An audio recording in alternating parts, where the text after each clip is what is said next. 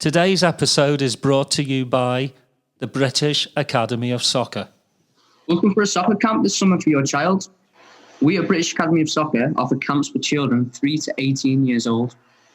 We offer soccer programs in Pflugerville, Round Rock and the surrounding Austin areas. Check us out at britishacademyofsoccer.org.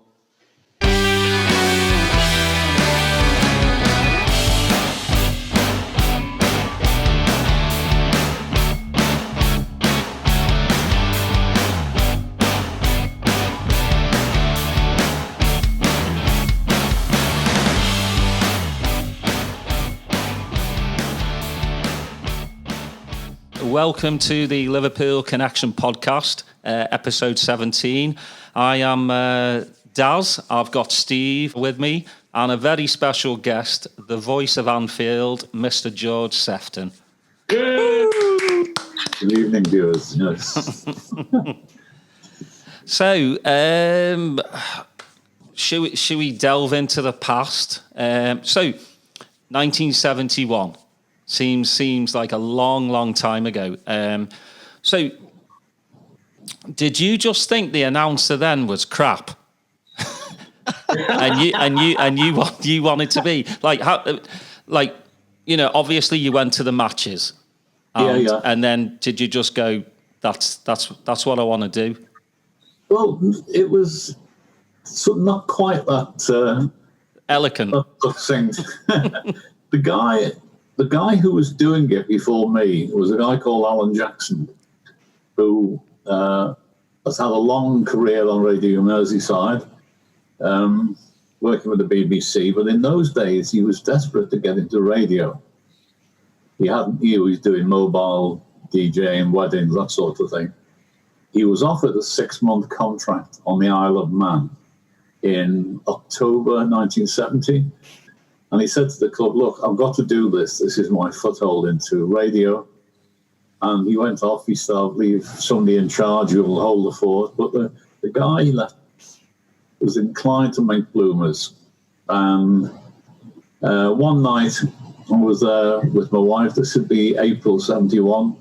This guy made a mistake, and I made a sarcastic remark. And my wife looked at me deadpan and said, well, it's all right for you standing down here, but you couldn't do any better. Well, actually, to this day, I don't know what possessed me. Well, I went home and I wrote to Peter Robinson.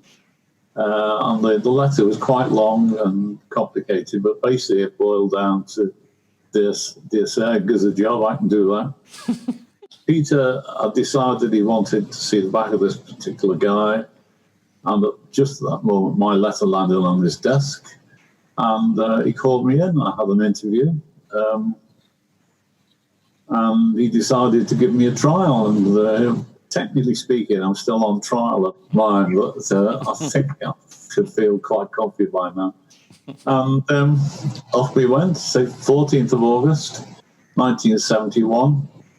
And I've not looked back, really. It was a really strange day. Obviously, you can imagine climbing up those stairs to the old main stand and looking out, and there's all these thousands upon thousands of people, and I'm about to talk to them and play them some music for a couple of hours, and I just looked out and I froze, I must say. And then I thought, well, I've either got to get on with this or go home and pack a bag and leave the country, because nobody will ever speak to me again. So I took a deep breath and got on with it. And it's like players say about the cup final, you're nervous beforehand, but once you're kicked off, everything's a lot better. And it was true of me. That was Kevin Keegan's debut too, right? Yeah.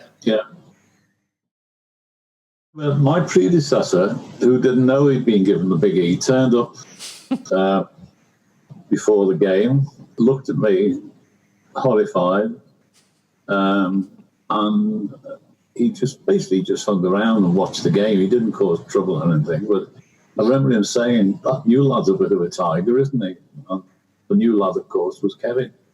I saw Kevin a couple of years back, and actually it must have been just before the new main stand opened, because we were in one of the lounges in the old main stand, and I collared him. I said, you don't remember me? And I started the same day as you did, doing what I do.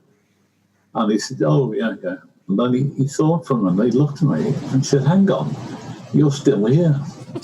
But you did slightly better out of it than I. And I've seen him around and about a bit. He's a nice bloke. He's a lovely little fellow, Kevin Keegan. So, like, how? Because you haven't missed many matches, have you? Not a lot. I missed one in '73. I was best man at my mate's wedding. '74, I missed Ron Yeats' testimonial because the previous Saturday I got set upon in Kirby. I got my jaw broken in two, so I listened to hospital radio for that one and only game. And then after that, 1993, I was working away in London. Couldn't get to the midweek games. A friend of mine stood in for me, who's strange to relate is now back in Liverpool, having worked for the BBC in London for years, and he is now my stand-in again. If I should have a Coventry or drop down dead or win the lottery or whatever, he's on call to step into my shoes. But he stood in for me at the midweek games at the end of '93, and I came home for the weekend games. And then that was it till October 2008. My eldest son got married down in Crawley. I have let it be known I wasn't too chuffed with the choice of date, but it was his wife who chose it, not him, so I'll let him up. But apart from that, I'm still hanging on. That's why I'm keen to get to these closed door games, because I really don't want to miss anything and keep the run going a bit. Mm-hmm. Yeah, have they actually talked to you? Are you just going to act like, there's fans still there and everything? We're working on it. I've been in today. They've, what we're doing, we're playing music and then the Premier League anthem, and then You Never Walk Alone, as if there was a crowd there. I hear stories that the TV people are going to pump crowd noise in. Mm-hmm. I don't think we're going to do it. I think it's going to be done that way. But I know they're still thinking about it. And I think because this is such an odd situation, I think the TV companies will be playing it by ear as they go on. Obviously, there are 2 games on Wednesday night this week. And then the full schedule week in, week out, midweek, weekend after that. So by the time we get to our game against Crystal Palace, that'll be the 3rd sequence of games. I think they will have got their act together by then. We'll see. Well, we're prepared for everything. It'll be nice when we get back to the Premier League games. I'll have a running order again. There'll be a bit of structure, because these practice games we've been having have just been done on the hoof, literally, and they've been making it up as they go along, which is quite odd. Well, it's got to be like, just going into Anfield and it's just like no atmosphere. Yeah, it's so weird. It's surreal. Doesn't come close. Although the worst thing this week, we played Blackburn in a friendly match on Thursday afternoon, and I went in. I have to sign in this deal. They have to make sure they're aware of everybody who's in the building, obviously. And then I went through one of the big lounges where the stewards were having a briefing. And that was frightening, because it was like one of these, these horror movies where they come across this obscure cult in the middle of the jungle. A circle of people all wearing masks. And the lighting was subdued for whatever reason. I don't know why that was, but, it looked spooky, the stuff of nightmares. But again, to be fair, Liverpool stewarding systems, are top one. They know what they're doing. They're very well organised, very well drilled, and we'll get away with it.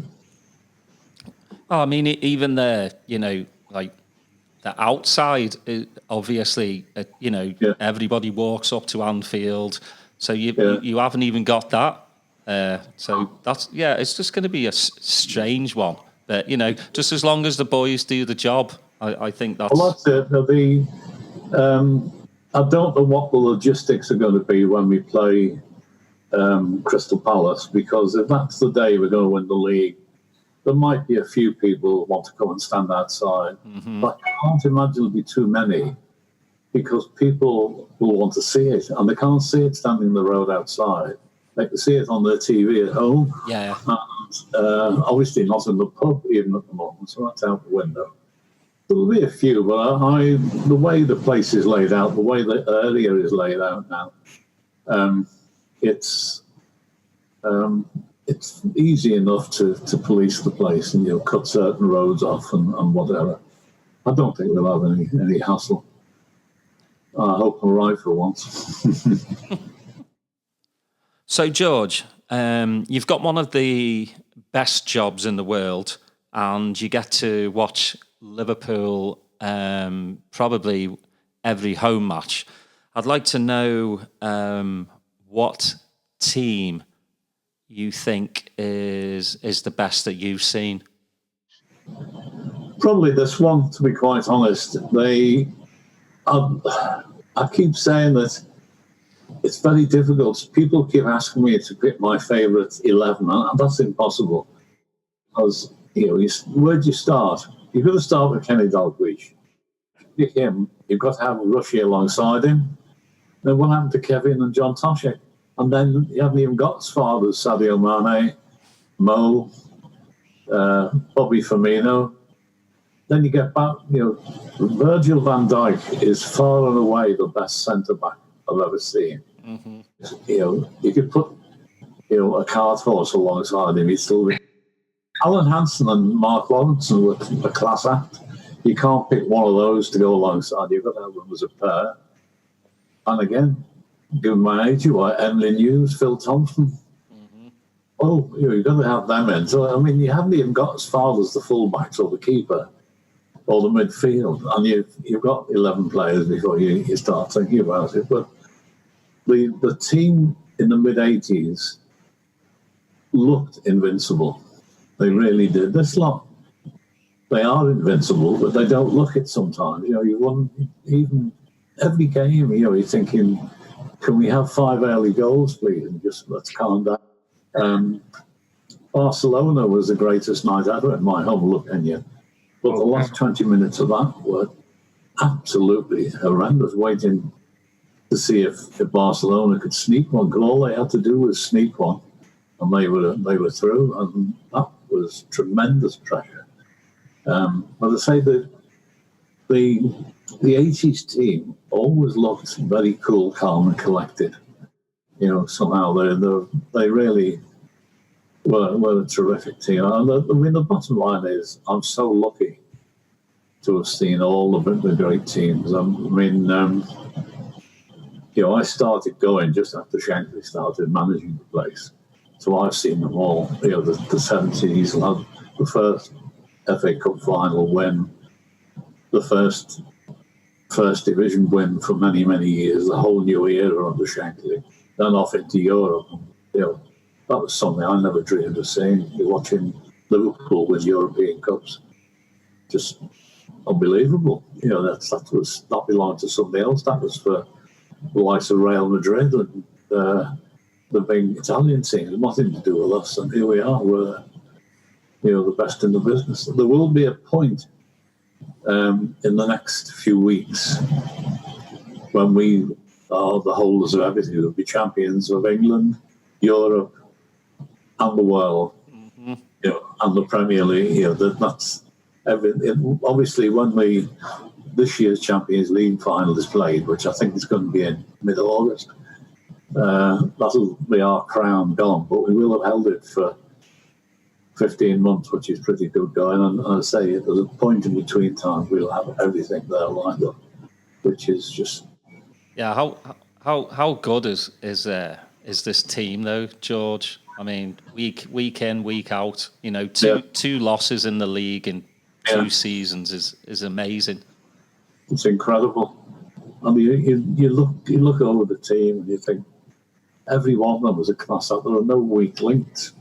And I just have one minor niggle. I'd like to see a bench which was frightening the opposition. I know you go when City were winning the league a couple of years ago. You looked at the bench and they were all international players, world-class players, and they couldn't get in the team.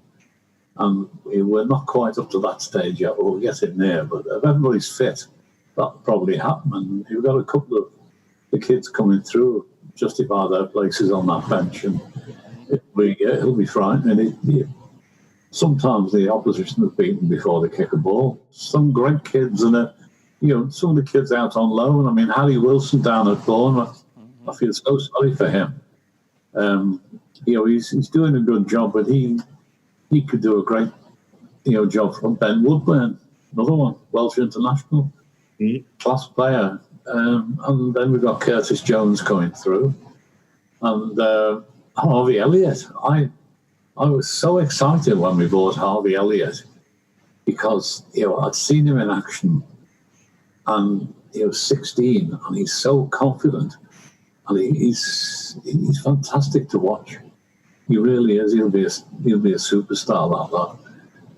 It's interesting to me, George. You've been there when Kevin Keegan he started, and now we're in the era of Virgil van Dijk, and so you've seen the level of players and how they've improved since the 80s to now, just the physical aspect of the game, the technical abilities that these players have on the ball. Can you expound a little bit on just how it's been from your vantage point to see maybe some of the training that they do that's different? I know that this team is close, just like the teams in the 80s were a close-knit group, but doesn't seem like this group is doing the boot room type of activities, right?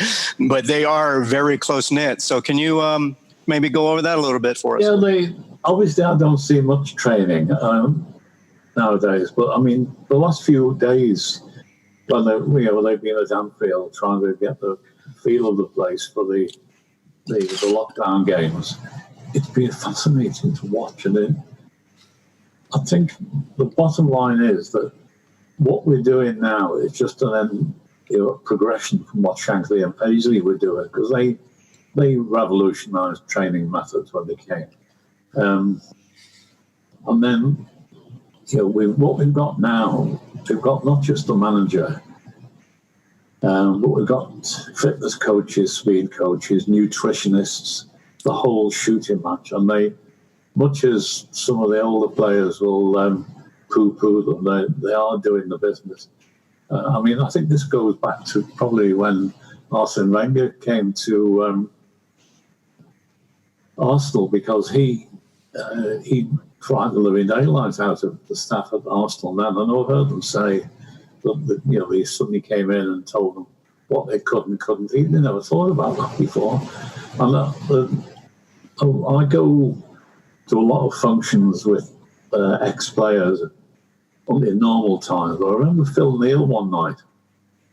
Somebody asked him the same question you just asked me about training methods. And he stood up. He said, "Well, when I was playing every week," he said, "we used to finish the game quickly in and out the shower, then at the bar and get stuck into the lager." And then he listed all the medals and trophies he'd won at the time. And without batting an eyelid, he said, "Imagine what I would have won if I'd kept myself fit." And that destroys the entire argument about modern training methods in one go. It's true, but I mean, we got through. It was the time. The thing now is that everybody's on the same level of preparation, whereas in the 80s they probably weren't. They were, I think we were probably ahead of them, and certainly in the 70s. I mean, I can go back to the 60s. I know there were, who was it? A guy who played for Everton, Roy Vernon. And I know I heard a few people say that when they would turn up for training on a Monday morning, he'd wander onto the training pitch with a fag in his mouth. Well, you think about that, though, that's the crazier it sounds. He did. Nobody thought about things like that. It was just accepted as part of the game, and but we get away with it. I think the difference now is purely down to Jurgen Klopp. He's got this team around him, physios and coaches and whatever, but it's his motivational skills that tip the balance. He gets everybody so wired up, and he's a force of nature. I've been quoted by a lot of people. I said a while ago that when he gives up Liverpool, they should just plug him into the national grid and leave him there. They can knock down all the wind farms and the turbine, just let him run the place, because he's an absolute force of nature. He's so dynamic, it's untrue, and you can see it. Well, you can see it when he's watching the game, how excited he gets, and you can see the way the players respond to him. They all love him. There's no room for dissent. They're all on the same page. Well, I don't think there's any egos in this team. No. And I think that's a lot of, the Man United, the Arsenals, Chelsea, they've always got one or two players that have the huge egos, but this Liverpool team is they just look like a band of brothers. Well, that's exactly what they are. I know. I'm sure that Jurgen takes that into account when he's recruiting.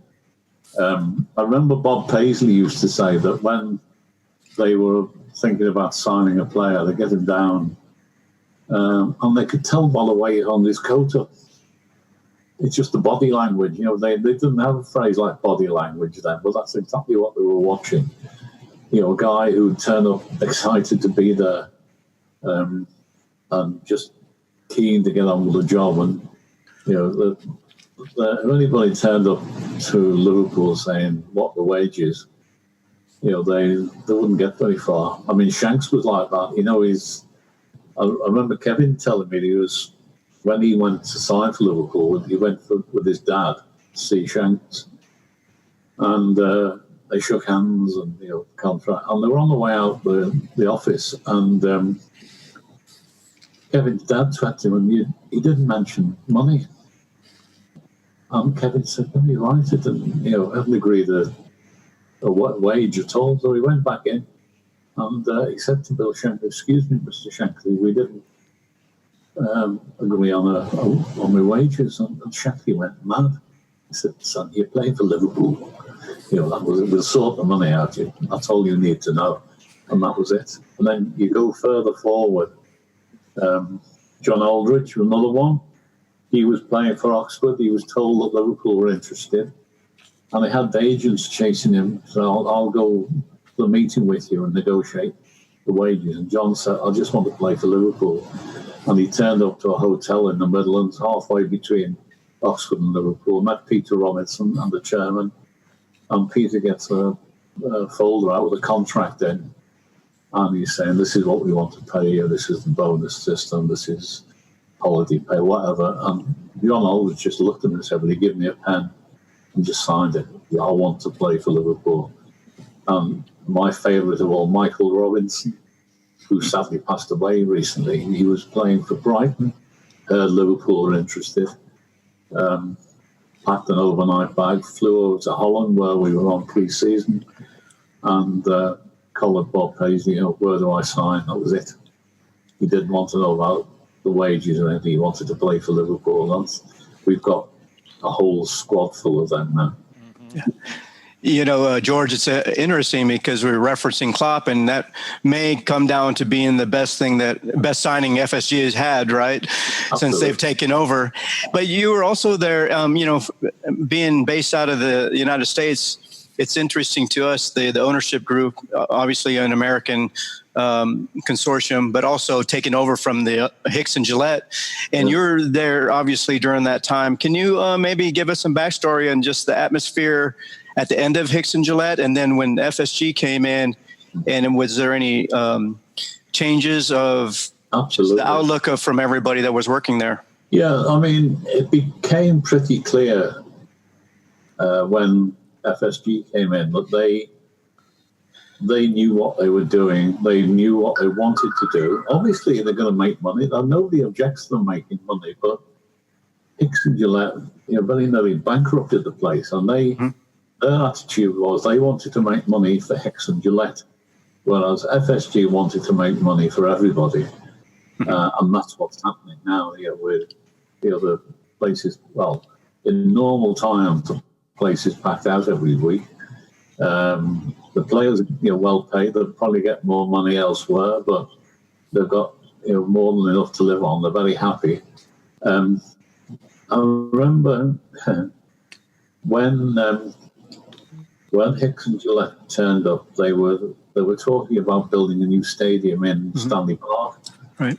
Actually, I happened to go past one morning. I was going down to Anfield to collect some mail, and I actually saw the guys drilling in the far corner of Stanley Park to take the first soil samples ready. And I thought, this really is the end of an era that they're going to knock Anfield down. I wasn't happy. But I know George Gillette got his architect in, and they completely obliterated the first designs for the new stadium. And I remember I'm trying to remember which match it was. It was the Chelsea semi-final must have been 2007. Okay. After the game, I was standing in reception, and George Gillette collared me, and he's shaking my hand and pumping my arm up and down. Hey, George, you did a great job tonight getting the atmosphere going. Well done, that was great, really great. And off he went. And the next day I was talking to Stephen Doe, who runs the museum at Anfield. And I said I was surprised that George Gillette knew who I was. He said, George Gillette knows everything. He spent hours and days boning himself up on all the history and the knowledge and whatever. But he was taking the architect around the club museum, and Stephen Doan was showing him around, and George kept chipping in with little extra trivia. And eventually Stephen said to him, Mr. Gillette, if you ever get fed up with what you're doing, I can give you a job in the museum. Because you know more than our tour guides do. But George Gillette spoiled it for me. The day they signed up to buy Liverpool, I happened to have a day off work. I was downstairs here putting a fireplace in, and the TV was on, and they suddenly said, well, we're going over to Anfield for a press conference. So I stopped what I was doing, and I watched, and George Gillette and Mr. Hicks made a good case for what they were doing. But it was spoilt when George Gillette said his son was a goaltender playing soccer. And I thought, no.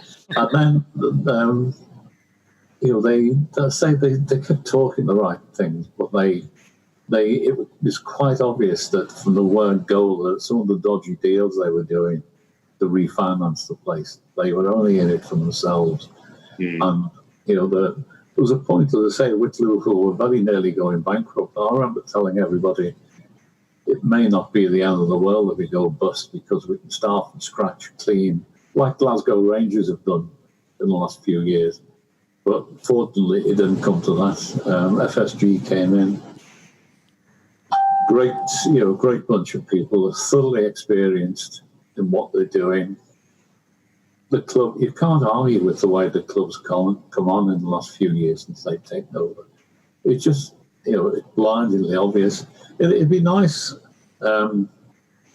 Obviously, I'm old enough to remember when the club was run by local businessmen.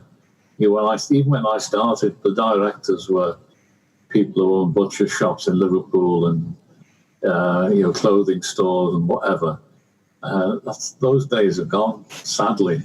It's a global family now. I've heard Peter Moore give a presentation. He reckons that Liverpool have got 1 billion followers now. Well, 1 billion. Wow. that's just beyond belief, but I'm sure it's true. Wow, a billion. That's a far cry from when Hicks and Gillette were our owners. Yes, that's probably right. I must admit, it's a bit awkward looking back now and thinking, well, I didn't spot that, or I did spot that, or I wasn't happy. And of course, I'm down at the bottom of the food chain. I'm really not going to start stirring things. It was quite obvious that we made a mistake selling to Hicks and Gillette. I must tell you a funny story, actually. Just after they bought the club, I was at Anfield at a dinner. We have our school reunion dinner there every year. And I was standing at the bar. Somebody tapped me on the shoulder and said, "George, there's somebody here who wants to speak to you." And I turned around, there's George Gillette looking up at me. And I went pale, thinking, what the hell's he doing here? Whatever you say about George Gillette, he didn't go to my school. And I was sort of trying to be polite for a minute or two, and everybody fell about laughing because it wasn't George Gillette. It was a fellow called Albert Conley who did go to my school. Albert was telling me that the following year, he said, it was great for a few months. All the stewards thought he was George Gillette, and they were falling all over him every time he moved. And then, of course, when Hicks and Gillette was suddenly unpopular, he had to go to matches with a hat pulled. Hey George, you had mentioned that, Peter Moore had mentioned the fact that Liverpool had 1 billion followers now. And we're fortunate to have him come to our pub about 2 years ago, and he had his presentation. His wife's family is from our area, so we were fortunate he was able to come to the pub. But his presentation showed just the trajectory of the social media and just the exposure of Liverpool, and it just kind of typifies that Peter Moore, the way he presents and has a structure, I think that's epitomizes FSG, has a plan and structure as well. And it's interesting to me, like, as you've been there, it's kind of, the daily crowds that come to the games are becoming more and more diverse as we go along. So it's got to, bring a different type of atmosphere than it was back in the 80s, I would imagine. Oh, completely. The whole place is different now. I mean, things changed when we went all-seater. Mm-hmm. That's obviously, I noticed that more than anybody, because when I first started, I'd be playing music. Sometimes the place would be, 2/3 full 2 hours before kickoff. Mm-hmm. Since the all-seater stadium came in, people, some people drift in early. Most people start drifting in less than half an hour before kickoff. And I said, what would you do? It's a cold day, it's raining. You've got a piece of paper in your top pocket that says you're going to get in, and you know where you're sitting. It's not like when I was a lad before I started working there, when I used to queue up for hours and battle my way down the cop to get a place where I wouldn't get my ribs broken when the crowd surged. It's a whole new world now. But Peter, he's the clerical equivalent of Jurgen Klopp. He's so dynamic. He's completely and utterly different to any chief exec we've had during my time there. He talks to everybody. He puts himself out there. He takes part in things. You say he's come to your pub. I can't imagine any of his predecessors doing anything like that. Oh. Really, it wouldn't happen. I'm a big fan of Debbie, by the way. She's. I was introduced to her when his first season he took part in a 5K park run in aid of the Hillsborough families. And again, the pair of them turned up ready to go, and they took part. And I thought, this is new. This is so different to what's gone before. And she's such a bubbly character. She's the pair of them are priceless, absolutely priceless. I mean, Peter messaged me about 10 days ago, said, "How are you doing? You okay?" I said, "Yeah, fine." But he was genuinely inquiring after my health. Obviously, I'm in one of the high risk groups to get this virus. I'm, out of the 5 things that make it dangerous, I've got 4 of them. Male, over 70. I'm diabetic. I'm overweight. Because I'm not black. That's the only other cause that make life even worse for me in medical terms. So I've been stuck in here. My wife's been looking after me, and I'm doing okay. I really am doing okay so far. But Peter genuinely wanted to make sure I was okay. Because I email him once in a while about things, and I don't know if you saw the story last August. It was last August. I got an email from Elvis Costello's management to say that Elvis was 65 on the day of the Arsenal game, and he wanted to celebrate it at Anfield. Could I help? And the answer was no. Just couldn't, go and get my hands on tickets nowadays. And I thought, hang on. And I asked Peter, and because a very long story short, on Elvis Costello's 65th birthday, he and his wife, the 2 kids, and his manager were in the front row of the director's box with Peter and Debbie. Elvis, I saw them afterwards. Elvis got the biggest birthday cake I've ever seen. He got taken out on the pitch, shown around the whole shooting match, lunch in the boardroom, and they gave him a signed, framed shirt signed by the entire squad with Elvis 65 on the back. He was so happy. So happy. I mean, I was pleased to do it because I've known him for donkey's years, and as it happens, I'm a big fan of his wife, Diana. I've been a fan of hers longer than he has. She came up and said, "Thank you so much for this." I said, "No, it's great." I mean, I said to my wife, somebody I think is wonderful now thinks I'm wonderful too. I can live with that. But again, Peter was so hospitable and helpful, and you name it, he was doing it. It was great. But he even sent a message to me saying thank you. He'd had a lovely time up there. Well, talking about music, I actually want to ask you. I know you've pushed a lot of the local bands on your playlist. What are some of your favourite playlists you've ever done? Oh, well, everything comes back to Barcelona really, because I spent hours building that playlist that night.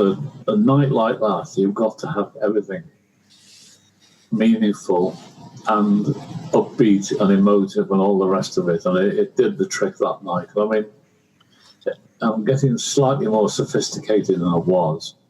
I mean, the Chelsea semi-final in 2005, in those days, I used to play thumping rock music and turn the volume up for big nights like that, because what basically happened was the crowd had to sing louder to make more noise than I did, and the atmosphere by the time the teams got out was incredible. But there's a lot of bands. There's so much good stuff floating around Liverpool now. I'm mellowing a bit. I've started going to. There's a generation at the moment of girl country singers in Liverpool, which is nice in one way, but it's, most of what they do is just not suitable for the PA system at Anfield. But I try and encourage them. But there's a lot of bands still coming up. Every week or so, I'll get a message from somebody. I've got this band, or I'm in a band. Have a listen to this, see what you think. It's heartbreaking because the quality is so high now for whatever reason. Consistently high. And there was a match just before lockdown. Somebody was asking me, was I going to squeeze their band in? I said, well, I'll try, but I'm just looking at the folder with the music in for Saturday's game. Well, I tot it up. It comes to just over 3 hours. I've got 2 hours to squeeze that stuff into. I'm going to have to ditch somebody. It's just impossible to do anything else. But it's nice because there are some bands I know did well off the back of being first exposed at Anfield. The Coral Zootons come to mind. I know there was an 80s band called Teardrop Explodes, and one of those guys told somebody from the BBC they owed their career to me. And again, one of those country girl singers. She had one particularly upbeat track which she sent to me about 18 months ago, but I saw her not long before lockdown, and she was telling me there was. She's only 17 now, but she was saying there was a lad at school she particularly fancied, and she gave him her phone number. I waited and waited and waited, and then one day I played her this track of hers at Anfield. It was actually featured on local TV. Somebody got an inroad into ITV in Manchester. And there's a little piece about it. I played her track. She heard it. She was thrilled to bits of playing her music to 54,000 people. But she said, all of a sudden, this lad starts ringing her. TV, fancy. Would you know? Wouldn't ring me when he thought there was nobody. You can clear off now. So I destroyed the romance in the bud there. But she's in Louise. She's Britain's answer to Taylor Swift. I'm quite wow. There's a few people knocking about who are going to really do well, but I've been apart from the soloist. There's a guy called Robert Vincent who seems to spend half his time in Nashville nowadays. There's a lot of bands, that come up and I think, good. Why have I not seen you on TV? And the answer is there's just too many of them now. Once upon a time in the 80s, when everybody had a cassette recorder in their bedroom, I started all sorts of junks onto me. It was just, 9/10 of it landed in the bin. Once in a while you get something decent. But then when technology moved to the stage where people can record whole CD albums at home, the levels of shut up. Absolutely, and I know there was one European night a few years ago. I played nothing but Liverpool artists all night, and obviously Beatles are in there, and Atomic Kitten. People used to think I had shares in Atomic Kitten, and all the way through orchestral manoeuvres in the dark, who's still going strong. Lightning Seeds, Lightning Seeds is weird. I mean, The Life of Riley, the instrumental version, used to be used as a theme tune for Match of the Day in England. I still play it once in a while. People ask me to bring it back because it's had happy memories of when we were winning every week. And I played it at Anfield, and I got an email from Riley. He's Ian Brody's son. He's in the title of the song, and he said he's got a season ticket now. He thinks it's hilarious. I play his song every week. What is your most memorable time that you played You'll Never Walk Alone? Poignant, probably, after the first Hillsborough service we had, but the most striking was Barcelona last year. Oh, wow. At the end of the game, I very rarely put it on at the end of the game, but I did that night. And just as I was doing that, the squad lined up in front of the Kop, stood still, and joined in, every single one of them, which was fantastic. And the only downside was that when they'd finished singing, I was waiting for the guys on the Kop to go home, and I'm looking at it, and nobody's moving. So I looked on my desk, was lying there, John Lennon's greatest hit, so I put Imagine on. Oh, yeah. And then the whole place took it up. That was magic, absolute magic. I couldn't believe it. And for days after that, I was getting messages from all over the world. My favourite was a guy in Australia. He said he was in the casino with all these big, strapping, hairy sheep farmers. And They were all in tears. Every season. Wow. Was crazy. And then on breakfast TV, Piers Morgan called me a genius for putting that on. I'll take that. I don't like Piers. Yeah, I nearly missed my flight because I was coming home that day. So I was watching it at the pub, and it just brought tears to my eyes. Everyone's singing, and the players. But some of the players do need to really listen to the lyrics. Yeah. So some of them were just doing the old miming. Far and away the best night in my. I've been watching them for 60 years now. In my first few years, obviously we had Saint Etienne. You think nothing will ever get better than that. And then we had the 2005 game against Chelsea, which was even, and you think nothing will get better than that. And then you work your way through to Barcelona. In between times, obviously beating Borussia Dortmund, and the two games when we beat Newcastle 4-3 in the 90s, they were fantastic nights. But obviously Barcelona was, the whole thing, you couldn't have written the script for it. They turn up, they're the best team on the planet. We're 3-0 down. Our two-star players are crocked. Yeah. Everything was dead set against us, and we just did it. Even down to that corner at the end, I still can't believe the referee gave that goal. Thinking, why are they kicking off? Don't tell me he's got. I watched it happen. It's like watching a car crash. You sit there and think, am I really watching what's happening here? Is this real? And that's exactly what happened. It was absolutely immense. Well, I think Genie was so fired up as well because he wasn't in the starting 11. No. So as soon as he came on, he was like, "Come on!" But again, it goes back to Klopp. What he said before the match. Yeah, we're 3-0 down, but we're Liverpool. Let's give it a go. And the lads did. It probably is the best match I've ever watched in my entire life. Agreed.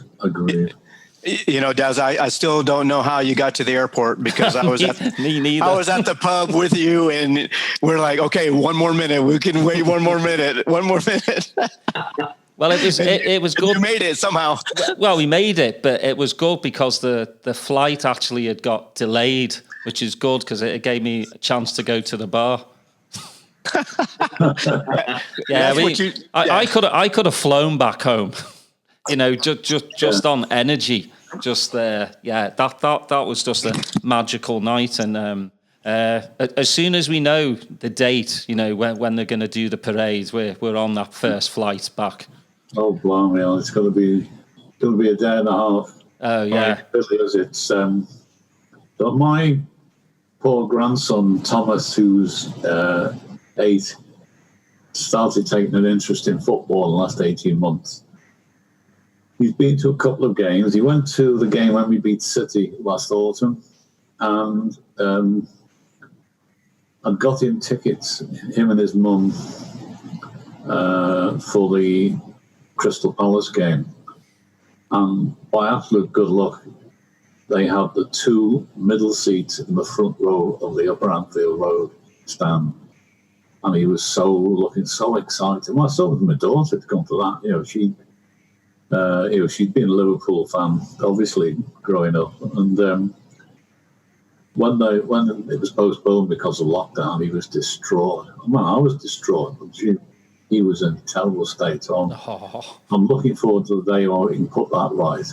But yeah, there are a lot of broken hearts over the spring, from our group here in Austin. A lot of people had tickets to go to the matches and be there for the parade and things like that. But it'll get there. So I did have a question for you, George. I know you had mentioned before we came on air about that you're writing a book. So I was wanting to see if you could maybe elaborate on what it's about, if you have a working title, when we can expect it out. It's a game changer. At the moment, I don't think that'll get. We did have title of Talking to Strangers. Then somebody brought a big book out in England called Talking to Strangers, which was serialized on the radio, which was annoying. But basically, it's the story of my journey with Liverpool Football Club, intertwined with some stories about music going on behind the scenes, and the obviously referencing Liverpool music, and some of the surreal experiences I've had. I mean, my life is a succession of weird experiences. I mean, quite often I'll stop, look around and think, how did I get here? You know, standing on the pitch at Wembley in 1995, you know, going to Monaco in the team playing for the Super Cup in 2001. Some of the people I get to talk to, you know, as I said, Kenny has agreed to write a foreword for the book, which is just unbelievable. And, you know, again, referencing music, the music I've played and why I played it and what's happened behind the scenes, and my trips out to European Cup finals in the 80s. I was a trivia question on TalkSport Radio in England. The question was, who was it who had a loaded gun pointed at him at 3 successive European finals? That was me. All those stories were in the book. Paris, Rome, and Brussels. You know, I ended up with a gun in the face. Each time it was the police, not the local crooks. You have to get the book to find out. As I say, that's most of it's with the publisher. It's going to get tidied up between now and August. It'll be handed over to the publishers August time, and we're hoping to have it out in hardback next May. And the plan is to bring that hardback in May and then paperback Christmas 2021. And if I'm not in the happy home by then, I'll be looking forward to that, I think. Well, you know, another half a year like this year so far, we'll all be gibbering idiots, I think. We'll have to have you back on the show when you release it. One thing I must mention, there's a site called Celeb VM, which stands for Celebrity Video Message, which I've joined recently. Basically, there's all sorts of actors and sports stars and me on there.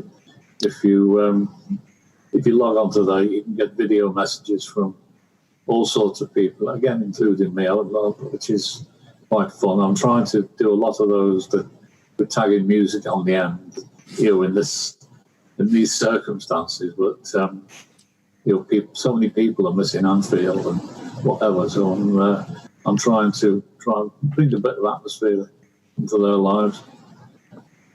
No, this has been brilliant. I actually have a quote from Kenny.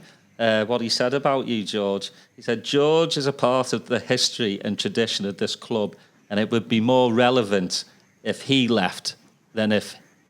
That's as good as it gets, isn't it? Exactly. Like, that was drop the day mic. Yeah.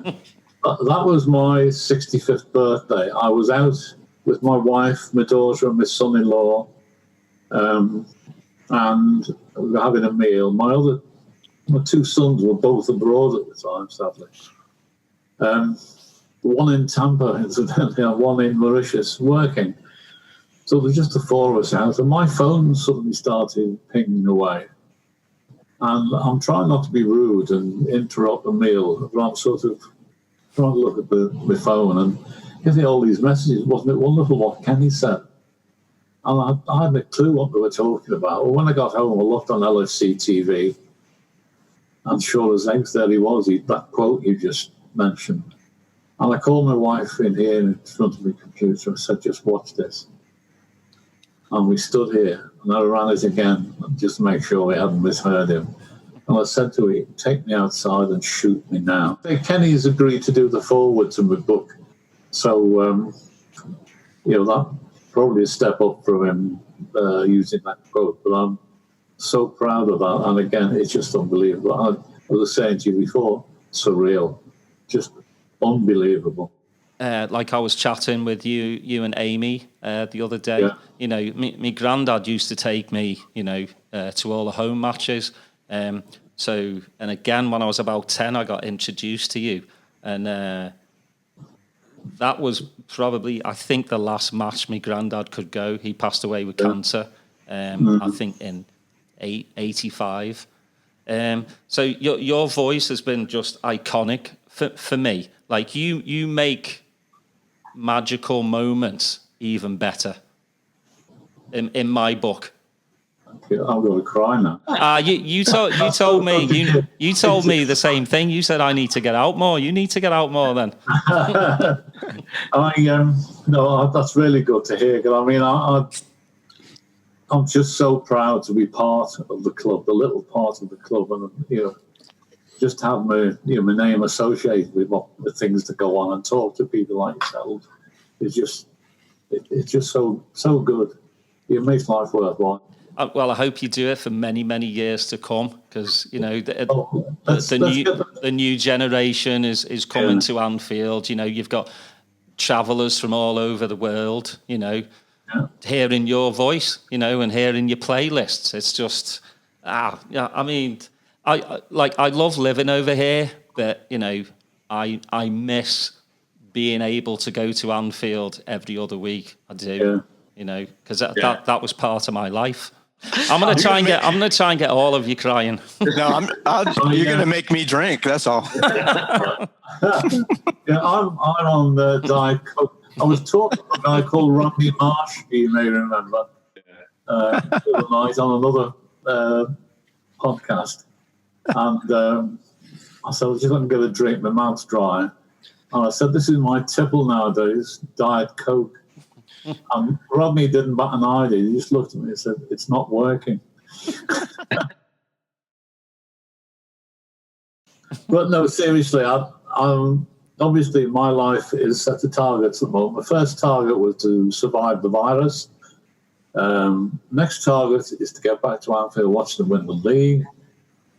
Next target is to start season 50 in September, probably. And obviously, once that happens, I'm into my 50th season. The book will be legitimate because it's talking about 50 seasons. Get through 50, and then I'll see how I feel, because that'll be a landmark. I was thinking that 50 is plenty.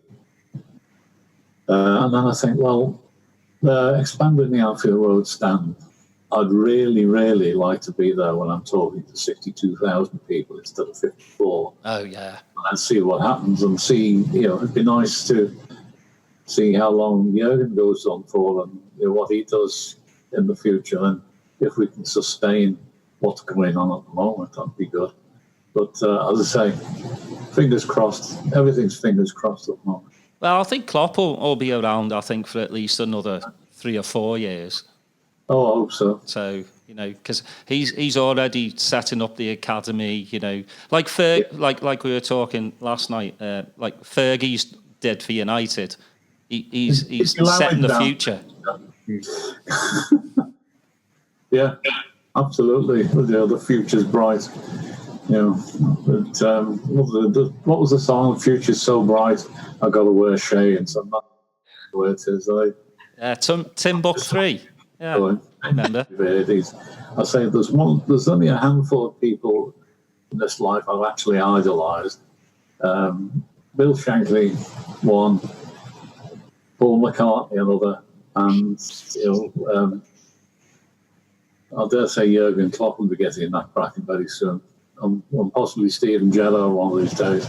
I know Gerrard, he won trophies for us, but he had these paranoias. I know I was down at Melwood with my daughter one day during Gerrard's reign, and I took her down, right, so she couldn't just walk in on her own. I had an invitation to take her in, and we had a bit of lunch and a chat to some of the players, and wander around and talk to people. And I said, "Look, I've got to get back to the office. You stay here as long as you like. I'll talk to you later." But she was telling me that after I went, she was sat on the balcony overlooking the training pitch, and her mobile phone rang and she got it out, and Sammy Lee came running up in his study and said, put that away.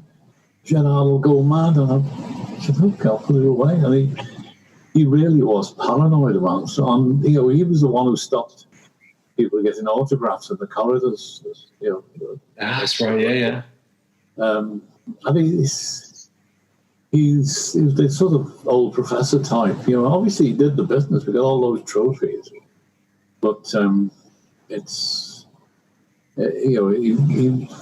he said he understood the ethos, but he was, he had some weird and wonderful ideas that didn't make it very popular, I don't think, in the end. But, again, silverware counts, and he certainly brought silverware. Five bits in 1 year. Crazy. I actually was there in 2007, in that August, where you played the Z Cars. Yes. That was a very emotional day, obviously. But again, another quote from you, which I find it rings true for Scousers, is you wouldn't and couldn't, that wouldn't or couldn't happen anywhere else, where they came together. Absolutely. I mean, Liverpool is a unique city. We're unique people, and that's, the whole city, like Hillsborough, the whole city came together.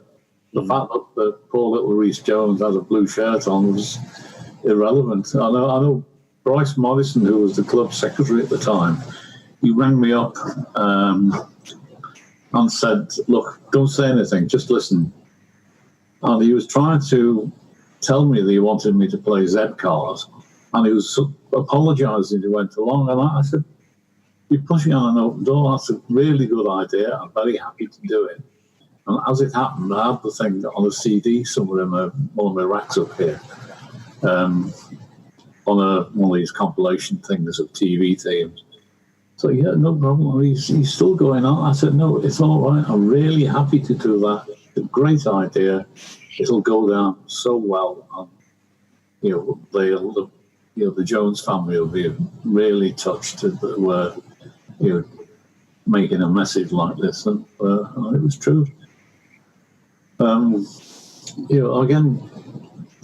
over the years, the banter between Liverpool and Everton fans has been amazing. It still is. It's probably slightly more edgy than it used to be, but that's the difference between Liverpool and Everton, and then going down the road to Old Trafford. That's a whole different ball game, and I don't think there's any cure for that, to be quite honest.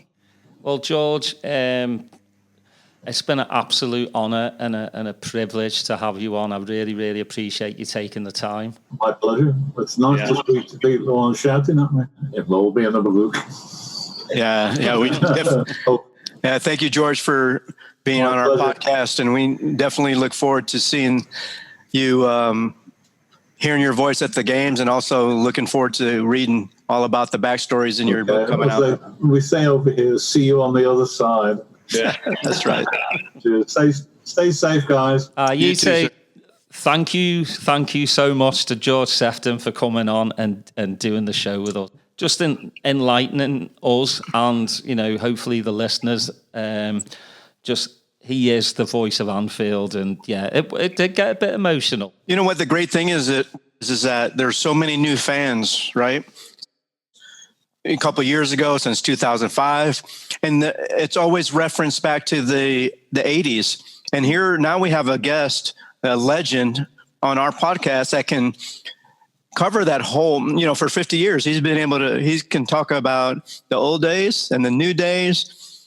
And so you're really bridging that gap between the two teams historically.